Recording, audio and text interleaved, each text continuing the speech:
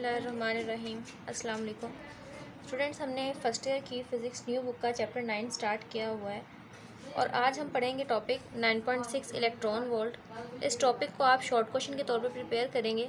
तो देखते हैं ये हमारे पास इस टॉपिक में क्या कहा गया है। इसको समझने के लिए आप कंसिडर करें कि आपके पास कोई कंडक्टर है और उस कंडक्टर को हमने एक बैटरी के साथ कनेक्ट किया है। बैटरी का ये टर्मिनल पॉजिटिव टर्मिनल है और ये नेगेटिव है। पॉजिटिव और नेगेटिव टर्मिनल बैटरी के कंडक्टर के इस और नेगेटिव इस साइड पे है। बैटरी के साथ कनेक्ट करने का मतलब है कि हमने इसको पोटेंशियल डिफरेंस दिया हुआ है। इनके कंडक्टर के दोनों साइड्स के दरमियान पोटेंशियल डिफरेंस प्रेजेंट है। हम क्या करते हैं कि इलेक्ट्रॉन को प्लेस करवा देते हैं इसके दरमियान। अब यहाँ पे हमारे पास इलेक्ट्रिक फील्ड की डायरेक्शन ये है, लेकिन चार्ज को हमें इस तरह से मूव करवाना है कि इलेक्ट्रिक फील्ड की ऑपोजिट डायरेक्शन में जाए। तो वो एनर्जी जो एक इलेक्ट्रॉन, जो एक चार्ज एक्वायर्ड करेगा जब उसे एक पोटेंशियल डिफरेंस को ट्रैवर्स करना है और हमारे पास पोटेंशियल डिफरेंस 1 वोल्ट होगा, वो हमारे पास इलेक्ट्रॉन वोल्ट के इक्वल होगा। असल में इलेक्ट्रॉन वोल्ट एनर्जी का यूनिट है और एनर्जी का यूनिट इस तरह है कि हम एक इलेक्ट्रॉन को पोटेंशियल डिफरेंस 1 पोटेंशियल डिफरेंस के बैटरी के साथ कनेक्ट करते हैं और उससे जो एनर्जी इलेक्ट्रॉन एक्वायर्ड करेगा या लॉस करेगा उसको हम इलेक्ट्रॉन वोल्ट कहेंगे। तो इसकी डेफिनेशन को रीड करते हैं। It is defined as the amount of energy acquired और लॉस्ट बाय एन इलेक्ट्रॉन।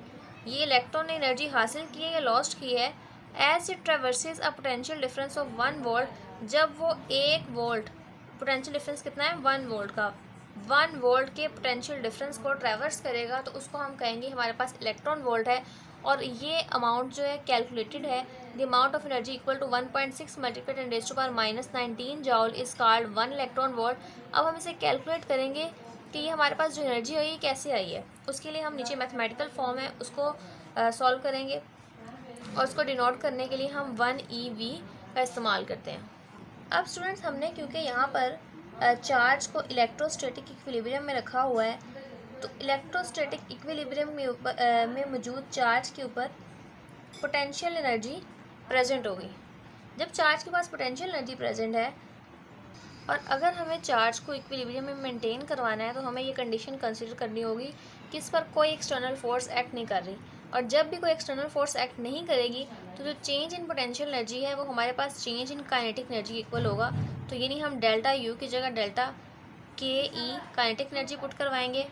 और हमें पता है कि यहाँ पर जो चार्ज है वो हमारे पास ई है और डेल्टा वी वो हम वैसे ही पुट करवा देंगे। अब यहाँ पर वैल्यूज़ पुट करवाएंगे। चार्ज ई या charge carried by the particle हमारे पास कितना होता है 1.6 multiplied 10 raised to power -19 coulomb. और पोटेंशियल डिफरेंस कितना हमने रखा है बैटरी के दोनों टर्मिनल्स के दरमियान, तो वो हमारे पास है 1 वोल्ट। स्टूडेंट्स, आप देख रहे हैं कि हमने दोनों कंडक्टर की साइड्स के दरमियान पोटेंशियल डिफरेंस 1 वोल्ट रखा है, इसलिए हम यहाँ पर ये दो वैल्यूज़ यहाँ पर सब्स्टिट्यूट करवाएंगे।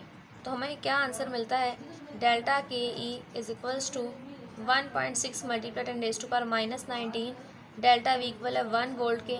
आप इन दोनों टर्म्स को मल्टीप्लाई करवाएं तो अगेन आपके पास 1.6 मल्टीप्लाइड 10 रेज़्ड टू पावर -19 आता है।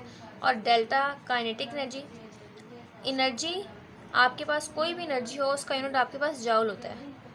आप ये भी कह सकते हैं कि कूलम और वोल्ट को मल्टीप्लाई करें तब भी आपके पास जाउल ही आता है। तो हम कह सकते हैं कि जो 1.6 multiplied 10 raised to power -19 joule ये हमारे पास 1 इलेक्ट्रॉन वोल्ट के इक्वल है और 1 इलेक्ट्रॉन वोल्ट हमारे पास एनर्जी का यूनिट है। तो ये स्टूडेंट्स आपके पास शॉर्ट क्वेश्चन में ही आता है पेपर में।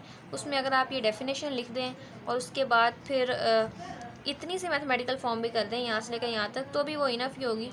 और ये बता दें कि 1 इलेक्ट्रॉन वोल्ट आपके पास इसके बराबर होता है। इसके अंदर से MCQ भी किए जा सकते हैं। इसको आपने अच्छे से प्रिपेयर करना है। Best of luck. अल्लाह हाफिज़।